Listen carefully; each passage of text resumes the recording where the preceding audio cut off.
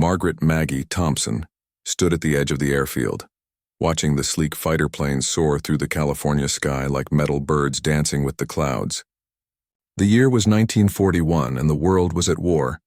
But here in Los Angeles, the sun still shone bright and dreams still felt possible. At 24, Maggie had spent every spare moment at this airfield since she was 16, working odd jobs just to be near the aircraft that made her heart race. The other mechanics and pilots knew her well by now. She was the girl who could fix an engine faster than most men, who understood the intricate workings of a P-51 Mustang better than the manual itself. But when she talked about flying, really flying in combat, the laughter would start.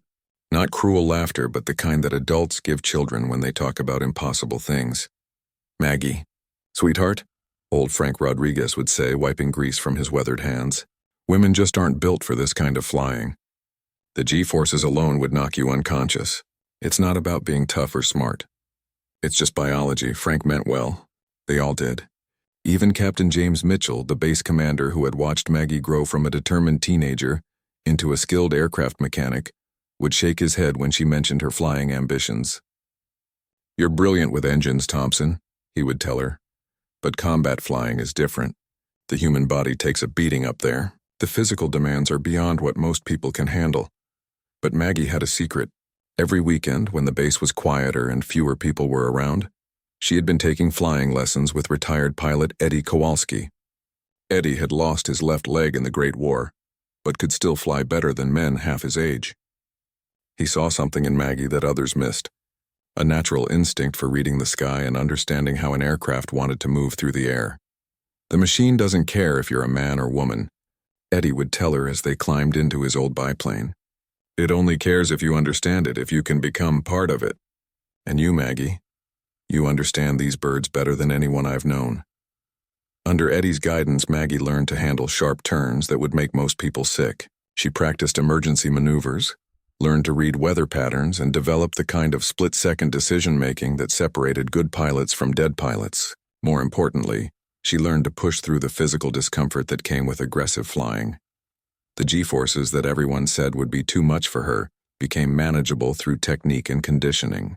Eddie taught her breathing methods, body positioning, and mental focus that allowed her to stay conscious and alert, even during the most demanding aerial maneuvers.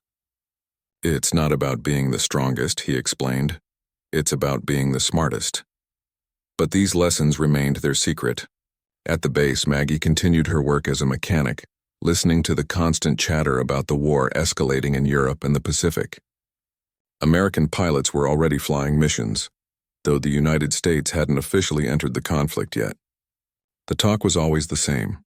They needed more pilots, better aircraft, and strategies to defend the homeland. The fear was real and growing.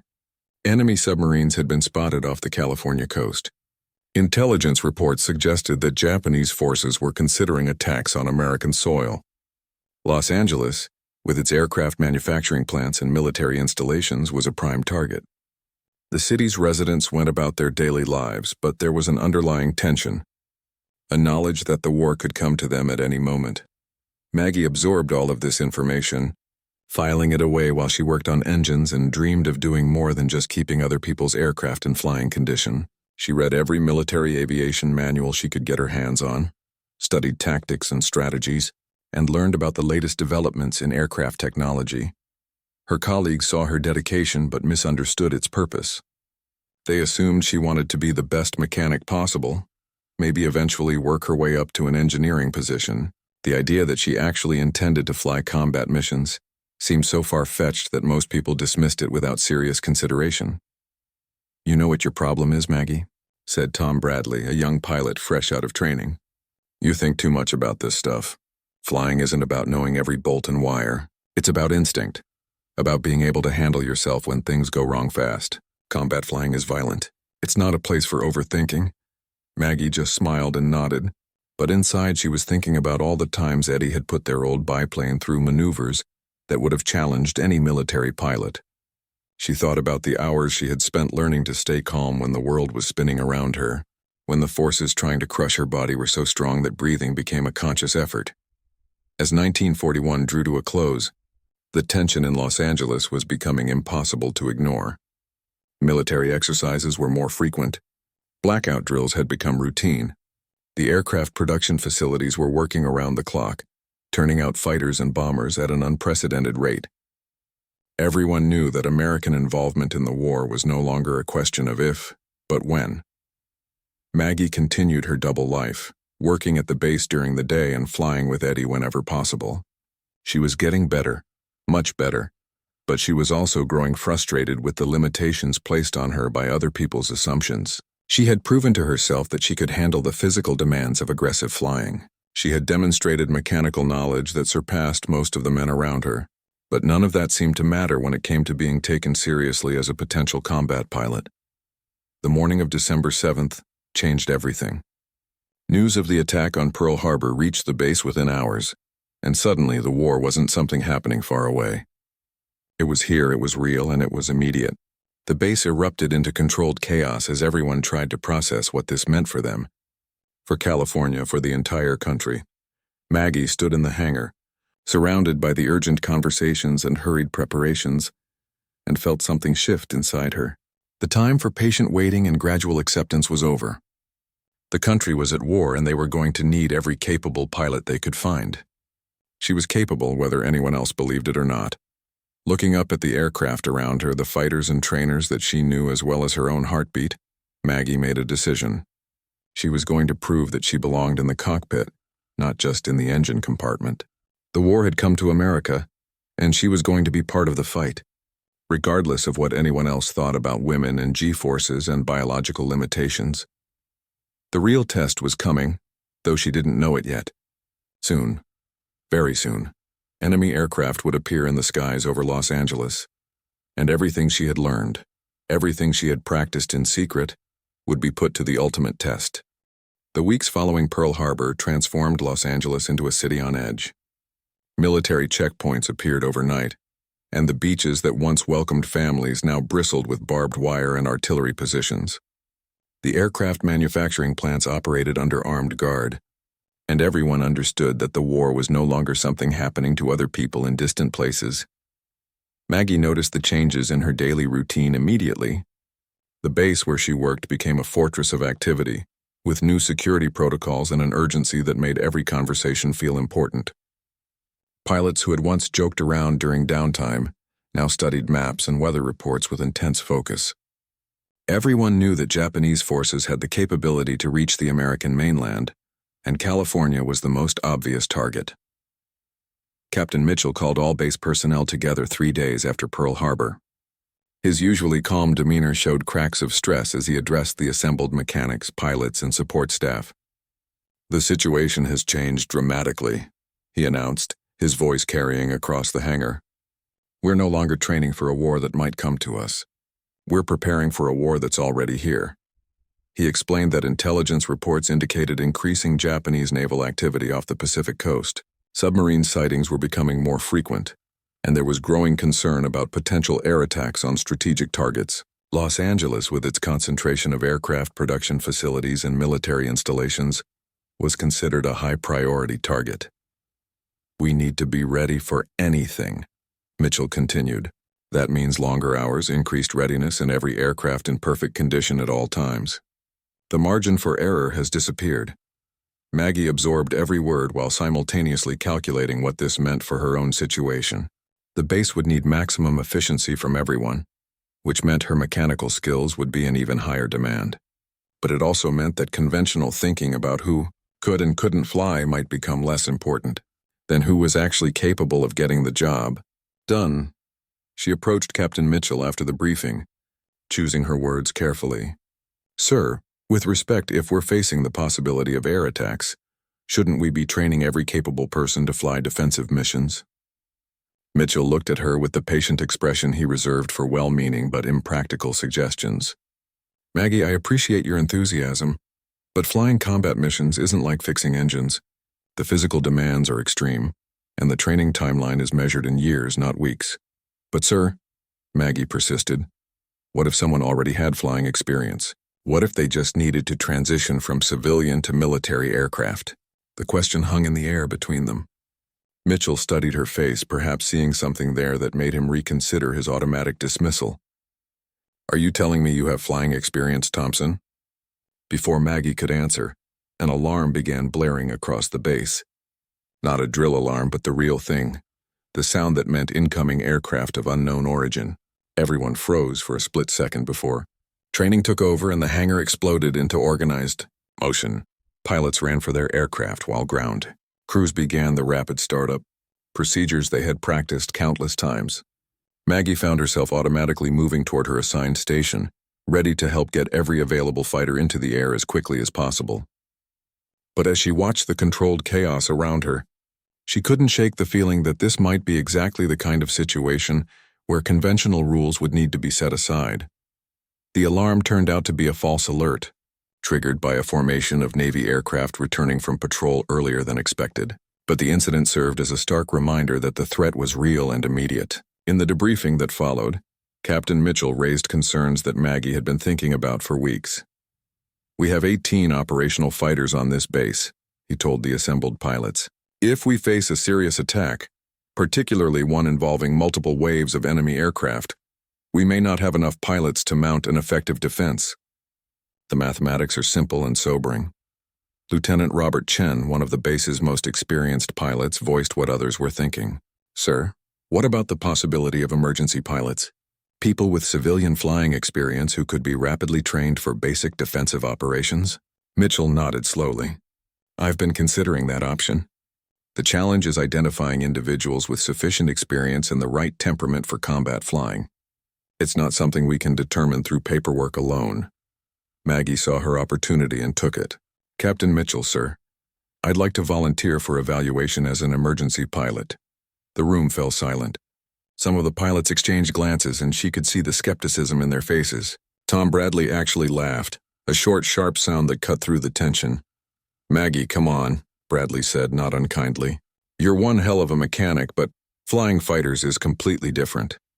The G-forces alone would probably knock you out before you could engage an enemy aircraft."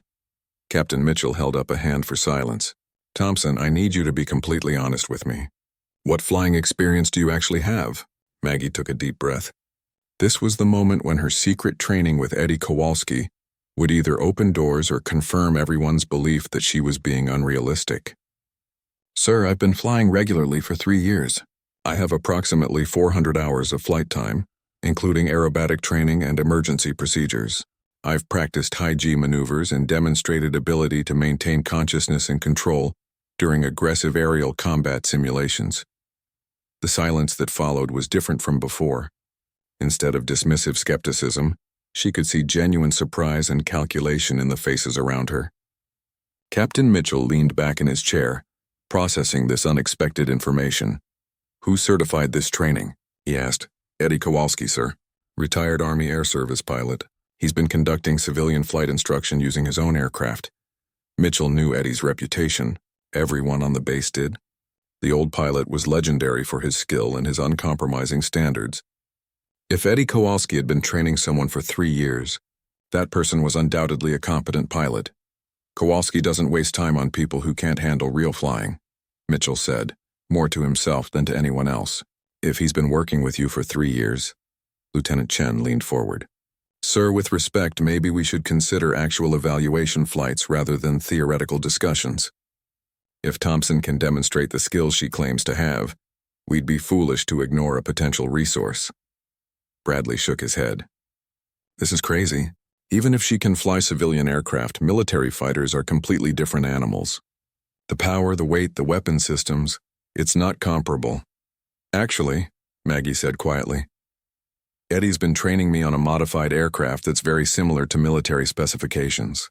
We've practiced formation flying, gunnery patterns, and defensive maneuvers specifically designed for combat situations." The room erupted in surprised murmurs. This wasn't casual civilian flying they were discussing anymore. This was serious preparation for exactly the kind of scenarios they might face in defending the base. Captain Mitchell made a decision that would change everything. "Thompson, report to the flight line tomorrow at 0600 hours. We're going to conduct a formal evaluation of your flying capabilities. If you can demonstrate competence in basic military aircraft operations, we'll discuss advanced training. If you can't, this conversation ends permanently." As the meeting dispersed, Maggie felt a mixture of excitement and terror. She had gotten what she wanted, a chance to prove herself. But she also understood that failure would mean more than just personal disappointment. It would confirm every stereotype about women's capabilities in combat situations and eliminate any possibility of future opportunities. That night, she called Eddie Kowalski and told him about the evaluation flight scheduled for the next morning. The old pilot was quiet for a long moment before responding.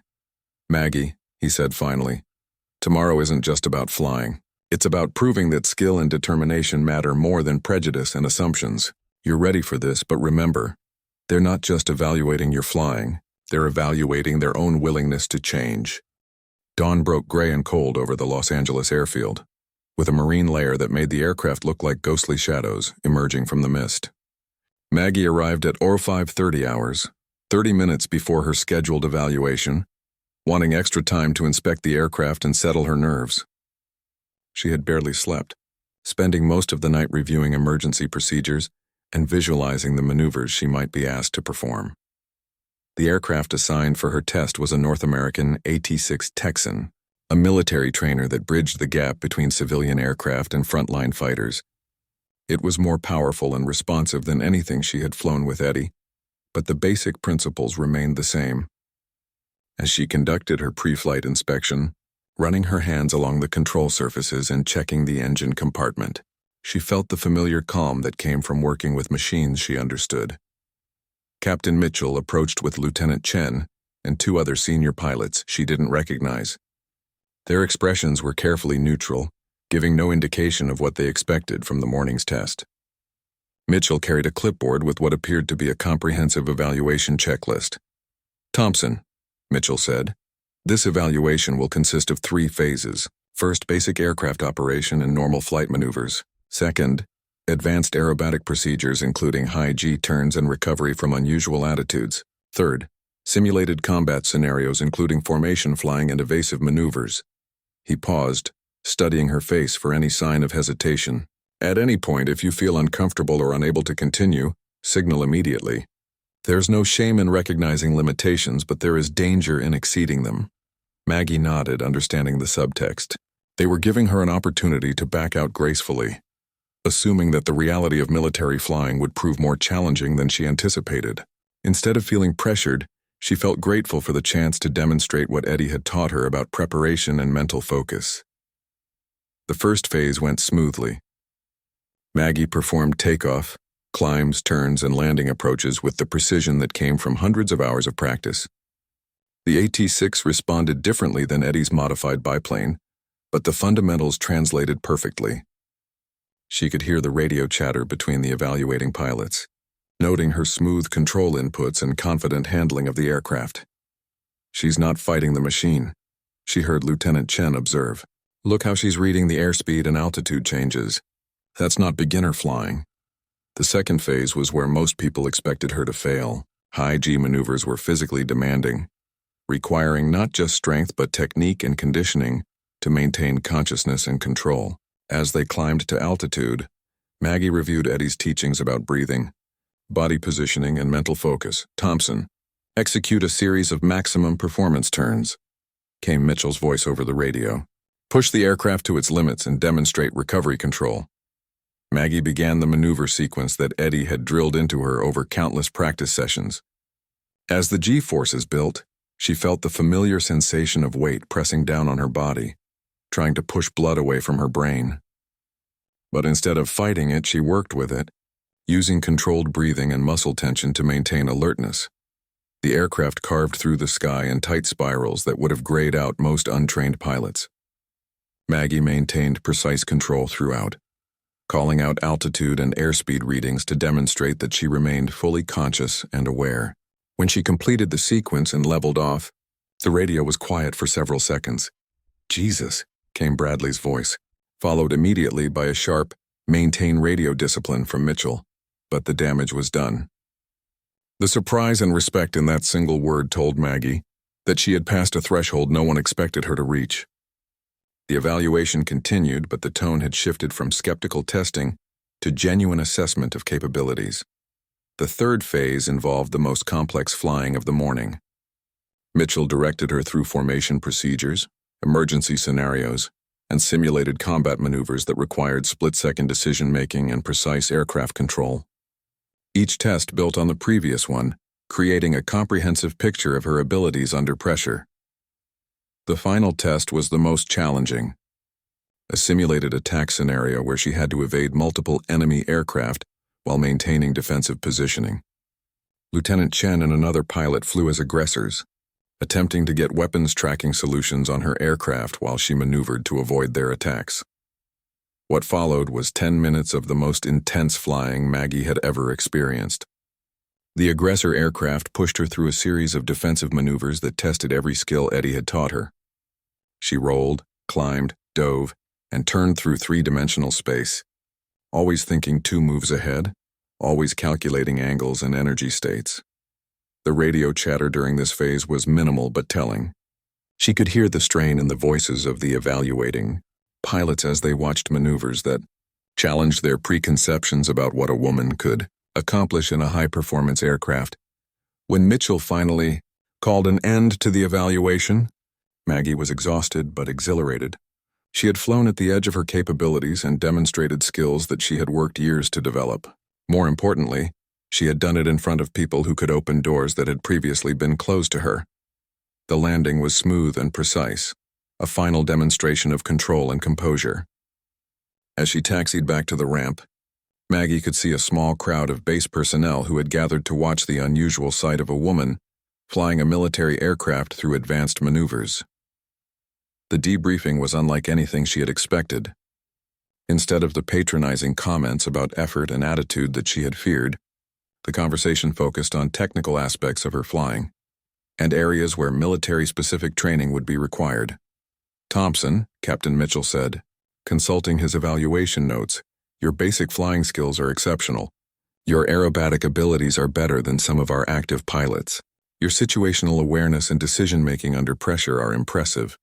He paused and Maggie held her breath, waiting for the inevitable but that would explain why none of this mattered. Instead, Mitchell continued, "The question now is whether we can develop a training program that would prepare you for actual combat operations.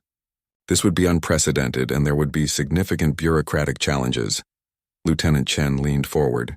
"Sir, with respect, unprecedented situations call for unprecedented solutions. If enemy aircraft appear over Los Angeles, the question won't be whether Thompson is a man or woman. The question will be whether she can shoot them down." Bradley, who had been quiet since his earlier radio comment, finally spoke up. "I was wrong," he said simply. "I've never seen flying like that from someone with her level of official training. If we're serious about defending this base with every available resource, we'd be crazy not to pursue this." Captain Mitchell made notes on his clipboard, then looked directly at Maggie. "Thompson, I'm recommending you for accelerated combat pilot training. This will be a trial program and the scrutiny will be intense. Are you prepared for that level of pressure?" Maggie thought about all the people who had told her that women couldn't handle G-forces, couldn't make the split-second decisions required in combat, couldn't compete with men in high-stress situations. Then she thought about the enemy aircraft that intelligence reports suggested might soon appear over American cities. "Sir," she said, "I'm prepared for whatever it takes to defend this base and this country." As she walked back to the hangar, still wearing her flight gear, Maggie realized that everything had changed in the span of a single morning. The conversation was no longer about whether women could fly combat aircraft. It was about how quickly she could be trained to do it effectively. But neither she nor anyone else at the base knew that this training would be put to the test sooner than anyone imagined, when enemy bombers would appear in the skies over Los Angeles, and every available pilot would be needed to prevent a catastrophe. The accelerated training program began immediately, with an intensity that made Maggie's previous flying experience seem like casual recreation. Captain Mitchell had assembled a team of the base's most experienced pilots to design a curriculum that would compress years of normal military flight training into weeks. Everyone understood that time was a luxury they couldn't afford. Lieutenant Chen became her primary instructor, a role he approached with scientific precision. "We're not just teaching you to fly military aircraft," he explained during their first formal session. "We're teaching you to think like a combat pilot, to make life and death decisions in fractions of seconds while under extreme physical and mental stress. The days began at 500 hours, with physical conditioning designed specifically for combat flying. This wasn't general fitness training but targeted exercises to improve G tolerance, strengthen core muscles needed for aircraft control, and develop the kind of endurance required for extended combat missions. Maggie discovered muscles she didn't know she had and pushed her body beyond limits she thought were fixed. Eddie Kowalski had prepared her well, but military flying demanded even more. The aircraft were heavier, more powerful, and equipped with weapon systems that added complexity to every maneuver. Her first flight in a P-40 Warhawk was a revelation in controlled violence, the fighter responding to her inputs with an immediacy and power that required complete recalibration of her flying instincts. "Feel that?" Chen asked over the radio as they climbed through 8,000 feet. "That's what real combat power feels like. Every control input is amplified. Every mistake is magnified. The margin for error shrinks to almost nothing." The academic portion of her training was equally demanding. She studied aircraft recognition, learning to identify friendly and enemy aircraft by silhouette at various distances and angles. She memorized the performance characteristics of Japanese bombers and fighters, understanding their strengths and weaknesses, their typical attack patterns and defensive strategies. Military tactics consumed hours of classroom time. She learned about formation flying, communication protocols, ammunition management, and the complex choreography of air-to-air combat. Maps of the Los Angeles area covered the walls of the briefing room, marked with defensive sectors, emergency landing fields, and the locations of critical facilities that would need protection in case of attack. The weapons training was perhaps the most sobering aspect of her education. Learning to operate the .50 caliber machine guns mounted in the fighter aircraft drove home the lethal reality of what she was preparing for. This wasn't about precision flying or mechanical understanding anymore. This was about destroying enemy aircraft before they could complete their missions. "Shooting down an airplane isn't like hitting a target on the ground," explained Master Sergeant Rodriguez, the base's senior gunnery instructor. "These targets are moving in 3 dimensions, often trying to kill you at the same time you're trying to kill them. Everything you've learned about flying has to become automatic so your mind can focus on the problem of putting bullets where they need to go." The other pilots on the base watched her progress with a mixture of curiosity and respect. Word of her evaluation flight had spread quickly, and the initial skepticism had given way to genuine interest in whether the experiment would succeed. Some remained doubtful, but most recognized that her presence represented a potentially valuable addition to their defensive capabilities. Tom Bradley became an unexpected ally, working with her on formation flying and tactical communication. "I was wrong about the G-force thing," he admitted during a break between training flights. "But I'm still not sure about the psychological aspects. Combat flying isn't just about physical skills. It's about making decisions when people are trying to kill you. That's something you can't really train for until it happens." Maggie understood his concern, but she also knew that uncertainty was something every pilot faced. "How do any of us know how we'll react until we're tested?" she asked. "All we can do is train as thoroughly as possible and trust our preparation." The training program attracted attention from beyond the base. Military officials from other installations visited to observe the unusual experiment of training a woman for combat pilot duties. Some came with obvious skepticism, others with genuine curiosity about whether the program could be replicated elsewhere. Colonel Sarah Martinez, one of the few women in positions of military authority, arrived during Maggie's 3rd week of training. She observed several training flights and participated in the tactical briefings, asking pointed questions about performance standards and evaluation criteria. "The question isn't whether Thompson can fly," Colonel Martinez told Captain Mitchell during a private meeting that Maggie later learned about. "The question is whether the military establishment is ready to accept that capability, regardless of gender. This pilot program is about more than one person's qualifications." Meanwhile, intelligence reports continued to paint an increasingly concerning picture of enemy activity along the Pacific coast. Submarine sightings were becoming more frequent, and radio intercepts suggested increased Japanese interest in targets along the California coastline. The possibility of air attacks on American soil was no longer theoretical speculation, but a genuine operational concern. The pressure of this reality intensified every aspect of Maggie's training. Practice flights became increasingly realistic simulations of combat scenarios.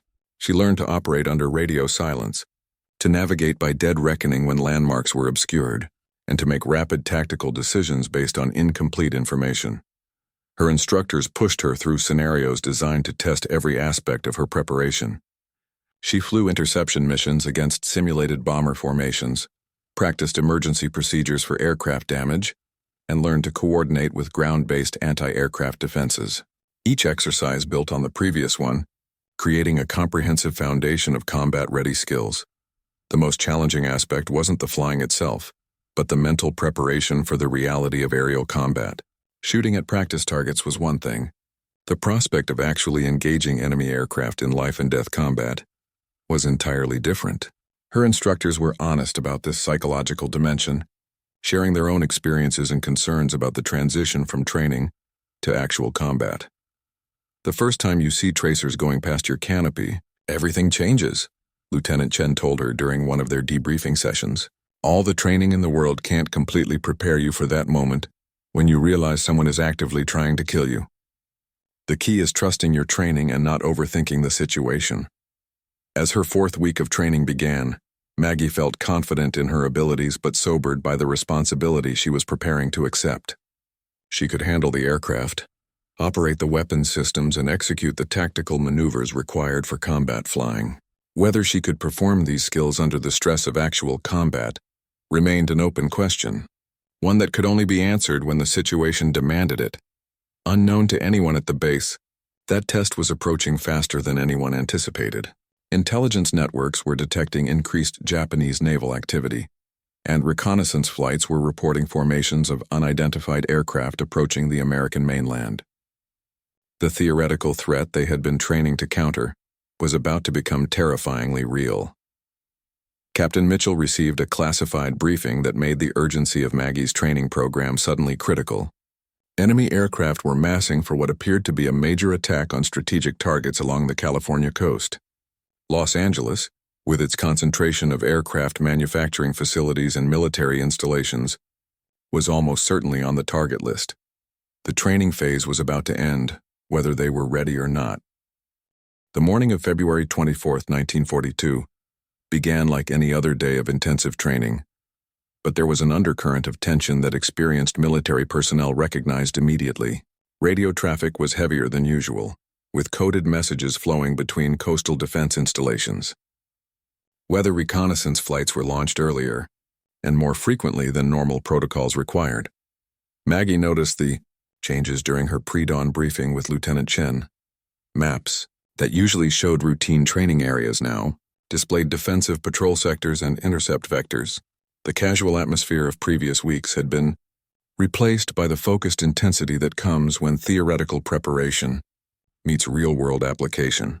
Intelligence reports are indicating increased enemy activity, Chen explained, pointing to marked positions on a chart of the Pacific approaches to Los Angeles. Submarine contacts have been confirmed within 50 miles of the coastline, and long-range reconnaissance suggests possible preparation for air operations against mainland targets. Captain Mitchell joined the briefing with additional information that made the situation clearer and more concerning. We've received confirmation that enemy forces are massing for what appears to be a coordinated attack on strategic targets along the California coast. The timing and scale suggest this won't be a minor probe, but a serious attempt to damage our military and industrial capabilities. The implications were obvious to everyone in the room. After months of preparation and weeks of intensive training, the scenario they had been preparing for was about to become reality. The question was no longer whether Maggie was ready for combat flying, but whether anyone could be truly ready for what was coming. Throughout the day, the pace of activity at the base increased dramatically. Aircraft were armed and fueled, with ground crews working around the clock to ensure maximum readiness. Pilots reviewed emergency procedures and studied the latest intelligence reports about enemy aircraft capabilities and likely attack routes. Maggie found herself assigned to a defensive patrol with Lieutenant Bradley, flying a 2-aircraft formation designed to intercept any enemy aircraft approaching from the southwest. It was both a validation of her training and a sobering reminder that the next time she climbed into a cockpit, she might not return. "Stay close and watch my lead," Bradley told her during their mission briefing. "If we encounter enemy aircraft, follow my directions exactly. Don't try to be a hero. Combat flying is about teamwork and following tactical plans, not individual heroics." She appreciated his concern but also understood that combat situations rarely followed predetermined plans. Her training had emphasized adaptability and decision-making under pressure, because real combat was unpredictable and chaotic. The best preparation was thorough knowledge of aircraft capabilities and tactical principles, combined with the judgment to apply them correctly when circumstances changed rapidly. As afternoon shifted toward evening, radar stations along the coast began reporting intermittent contacts at extreme range. The signatures were consistent with large aircraft formations approaching from the direction of Japanese-controlled territories. Fighter squadrons at multiple bases were placed on immediate alert status, ready to launch within minutes of confirmed enemy contact. The base loudspeaker crackled to life just before sunset. "All pilots to ready status. Repeat, all pilots to ready status. This is not a drill." Maggie felt her heart rate increase but forced herself to focus on the pre-flight procedures she had practiced hundreds of times. Her P-40 Warhawk had been thoroughly inspected and armed with full ammunition for the .50 caliber machine guns. The aircraft was as ready as mechanical perfection could make it. The question was whether she was equally prepared. Eddie Kowalski appeared at her aircraft as she completed her final checks. The old pilot looked worried but determined, carrying the kind of quiet confidence that comes from having faced similar situations before. "Remember what we practiced," he told her. "Trust your training, trust your instincts, and trust your aircraft. You're as ready as anyone can be." The waiting was the hardest part, sitting in the cockpit, engine running, listening to radio chatter from coastal observation posts reporting increasingly definitive contacts. Enemy aircraft were approaching in large numbers, and their course projected directly toward Los Angeles and its surrounding military installations. At 1847 hours, the order came through with stark simplicity. "All defensive flights scramble immediately. Vector 240 degrees, climb to Angels 20. Hostile aircraft inbound, approximately 60 miles southwest and closing." Maggie's engine was already running, her pre-flight checks completed, her weapon systems armed and ready. As Bradley's aircraft began its takeoff roll, she followed in formation, feeling the familiar surge of acceleration as her fighter gathered speed and lifted into the darkening sky. The climb to 20,000 feet seemed to take forever, though her altimeter showed they were ascending at maximum rate. Radio chatter filled her headphones with reports from other defensive flights and updates from ground control. The picture emerging was sobering. A large formation of enemy bombers, escorted by fighters, approaching Los Angeles with obvious hostile intent. "Contacts bearing 220 degrees. Range approximately 40 miles, came the voice from ground control. Estimated 12 to 15 heavy bombers with fighter escort. "All defensive flights converge on intercept vector." Bradley's voice crackled through her radio. "Thompson, stay in formation and watch for fighter escort. The bombers are the primary threat, but those escorts will try to prevent us from reaching them. Follow my lead and don't get separated." As they leveled off at altitude, Maggie could see other fighter aircraft converging from different directions, all racing to intercept the incoming threat before it could reach its targets. The sight was both reassuring and terrifying. Reassuring because it demonstrated the coordinated defense response, terrifying because it confirmed the reality of what they were facing. The sun was setting behind them, painting the western sky in brilliant oranges and reds that would have been beautiful under different circumstances. Now those same colors provided a backdrop against which enemy aircraft would soon appear, bringing death and destruction to American soil. Ground control continued providing updates as the range closed. Hostile formation maintaining course and altitude. Estimated time to target area 12 minutes. All defensive flights prepare for combat engagement. Maggie checked her weapon systems one final time, ensuring that her machine guns were armed and ready. The weight of ammunition in her aircraft was a reminder of the lethal purpose of their mission. These weren't practice rounds or training exercises anymore. Every bullet would count in the battle that was about to begin. Visual contact, Bradley's voice cut through the radio chatter. 2 o'clock high, approximately 10 miles. Large formation as reported. Maggie strained her eyes in the indicated direction and finally spotted them. dark shapes against the evening sky, growing larger as the distance closed. Even at this range, she could see the distinctive silhouettes of Japanese bombers, their twin engines and angular profiles unmistakable against the fading light. The moment she had trained for, the test that would determine whether all her preparation had been sufficient, was rapidly approaching. In a few minutes, she would either prove that a woman could fight effectively in aerial combat, or she would become another casualty in a war that was demanding everything from everyone who served. The enemy formation continued its steady approach toward Los Angeles, unaware that American fighters were converging on them from multiple directions. The element of surprise wouldn't last long, but it might provide the crucial advantage needed to disrupt their attack before they could reach their targets. All flights.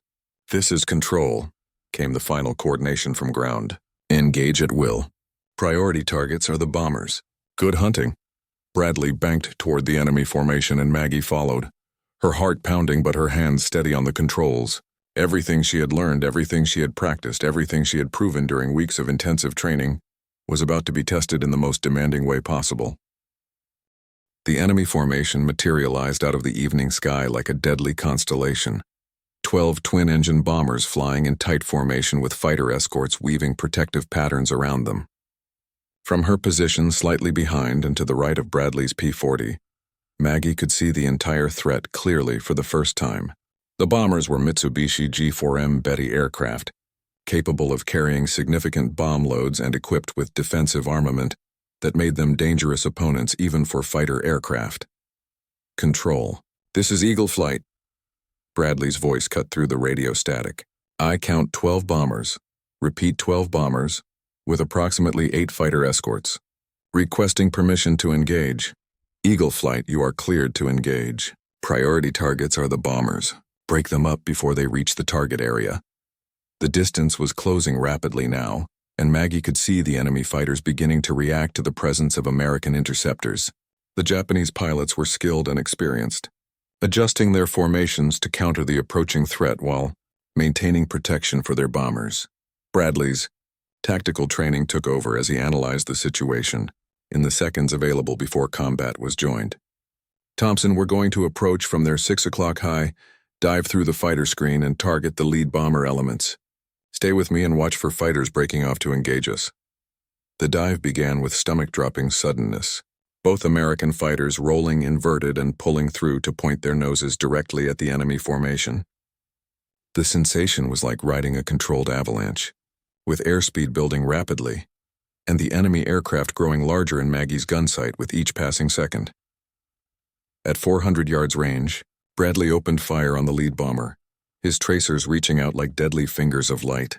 Maggie selected a bomber slightly to the right of Bradley's target and squeezed her trigger, feeling the familiar vibration as her .650 caliber machine guns began their lethal work.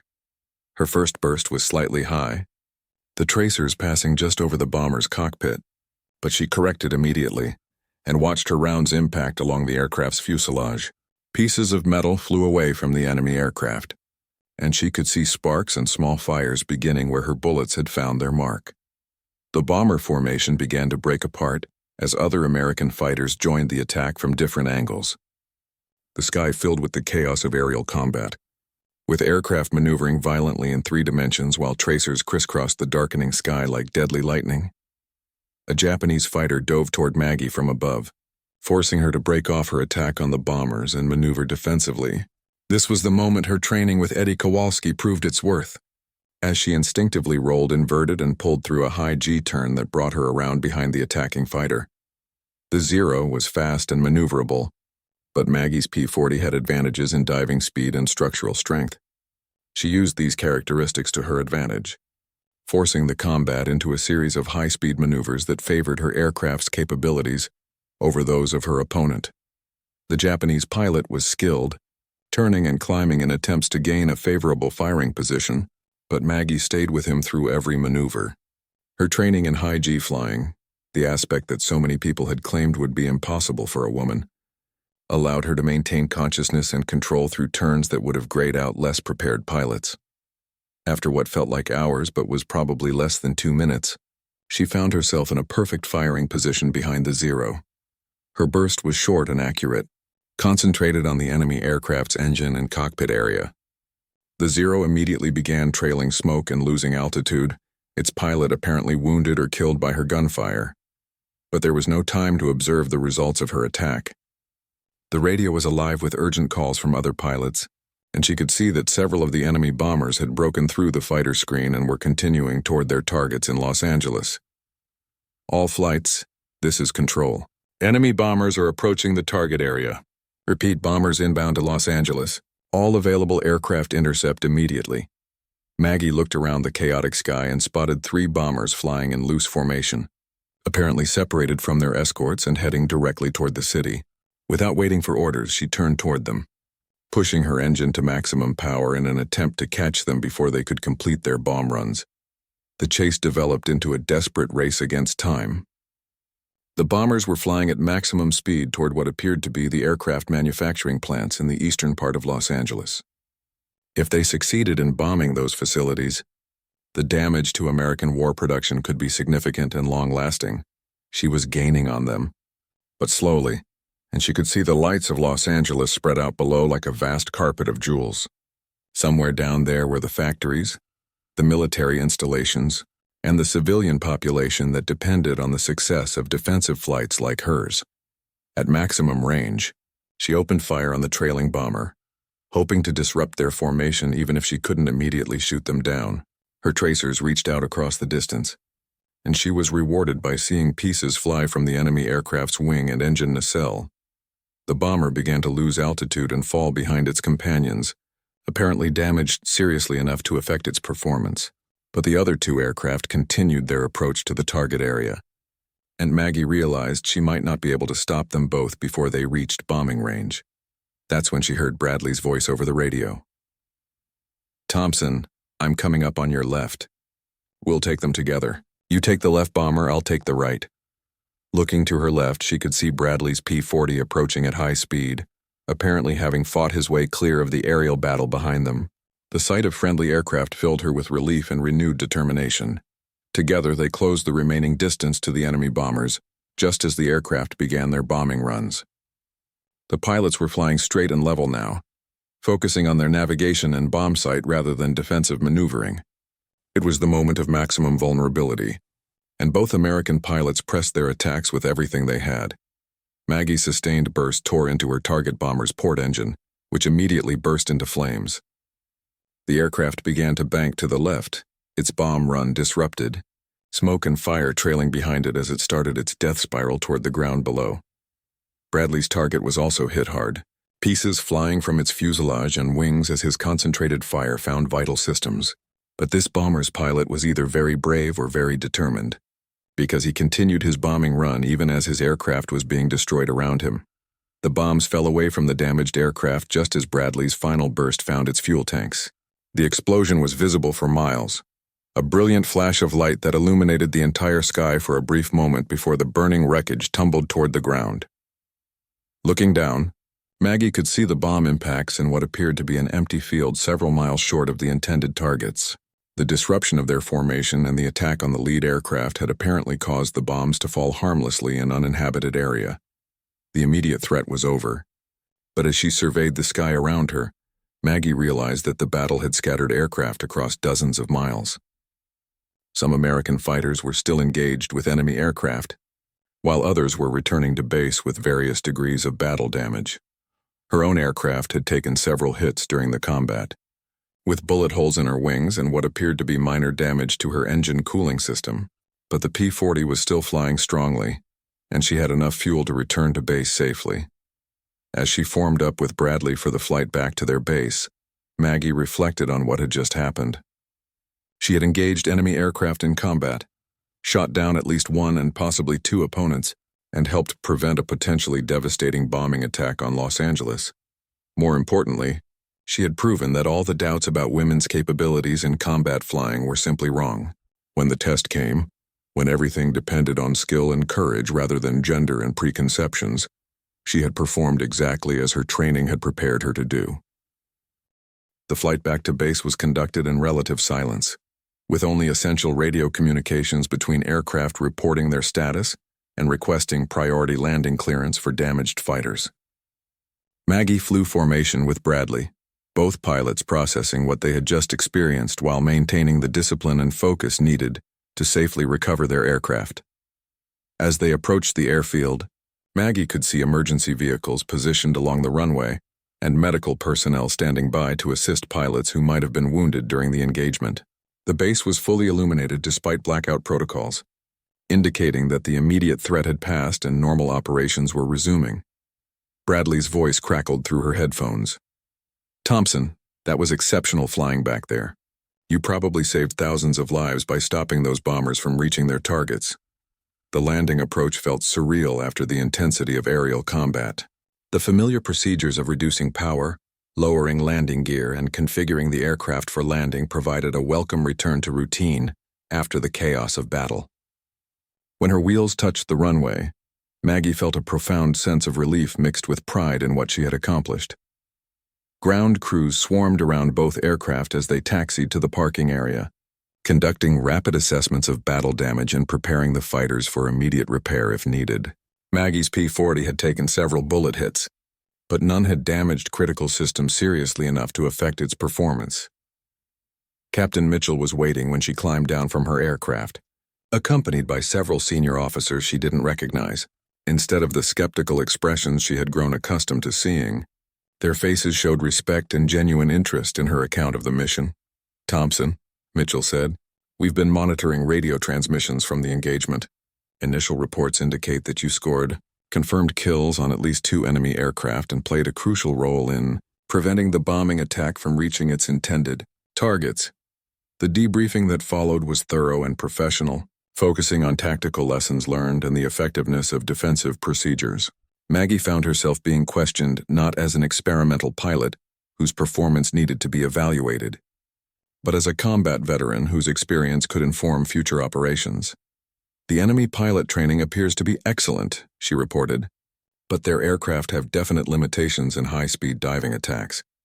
The Zero fighters are extremely maneuverable at slower speeds but can't match the P-40 in vertical maneuvers or sustained high-speed flight." Lieutenant Chen, who had been her primary instructor, listened intently to her tactical analysis. "What about the psychological aspects? How did you handle the stress of actual combat compared to training scenarios?" Maggie considered the question carefully.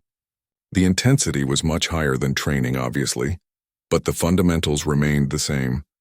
"The key was trusting my preparation and not overthinking the situation. When you're focused on flying and fighting, there isn't time to worry about fear or doubt." The debriefing continued for over an hour, with intelligence officers asking detailed questions about enemy aircraft performance, tactics, and apparent mission objectives. Her observations, combined with reports from other pilots, began to paint a picture of Japanese capabilities and intentions that would influence defensive planning for months to come. As the formal session concluded, Captain Mitchell asked her to remain behind for a private conversation. When the room had cleared, he sat down across from her with an expression that mixed satisfaction with concern. "Thompson, what happened today changes everything," he began. "You've proven beyond any doubt that gender has nothing to do with combat flying effectiveness. The question now is what we do with that knowledge." He explained that word of her performance was already spreading through military channels, generating intense interest from commanders who were facing similar pilot shortages.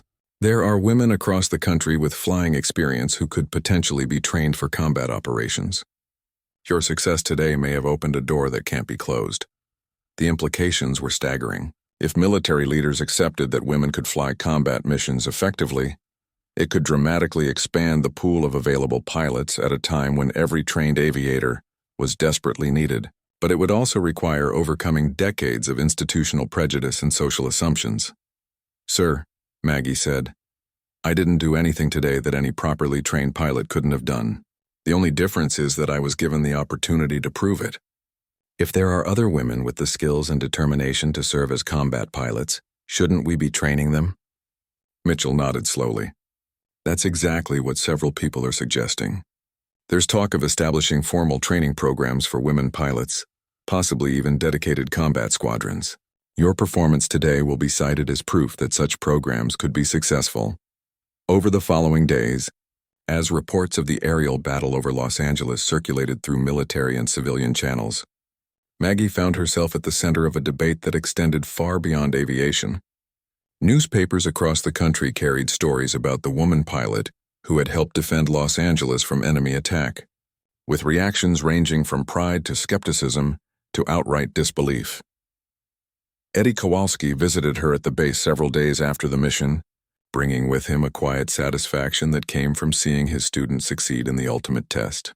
"I knew you had the skills," he told her, "but I wasn't sure the world was ready to accept them. Looks like the world doesn't have much choice anymore." The broader impact of that night's events became clear as weeks passed. Military aviation programs began accepting applications from qualified women pilots, initially on an experimental basis, but with growing official support. The success of these programs would depend largely on the performance of the pilots involved, but the precedent had been established. Tom Bradley, who had been skeptical of women in combat aviation, became one of Maggie's strongest advocates. "I was wrong about the G-force limitations," he admitted publicly, "and I was wrong about women's capabilities in combat situations. If we're serious about winning this war, we need to use every available resource, regardless of outdated assumptions about gender roles." The Japanese bombing attempt on Los Angeles had failed, but it had accomplished something the enemy never intended. It had forced American military leaders to confront their own prejudices and recognize capabilities they had previously ignored. The woman who had been ridiculed for thinking she could handle G-forces had not only proven her critics wrong, but had helped save a major American city from devastating attack. As Maggie continued flying combat missions in the months that followed, she carried with her the knowledge that her success had opened opportunities for countless other women who possessed the skills and courage to serve as combat pilots. The sky, which had once seemed closed to women, was now open to anyone with the determination to earn their place in it. The war would continue for several more years, and women pilots would play increasingly important roles in both combat and support operations. When historians later examined the factors that contributed to Allied victory, they would note that success came not just from superior equipment or tactics, but from the willingness to utilize every available resource in the fight for freedom. And in the records of that crucial night over Los Angeles, when enemy bombers threatened American cities and every pilot mattered, there would always be the story of Margaret Thompson, the mechanic who proved that courage and skill know no gender, and that sometimes the most important victories are won not against external enemies, but against the limitations we place on ourselves.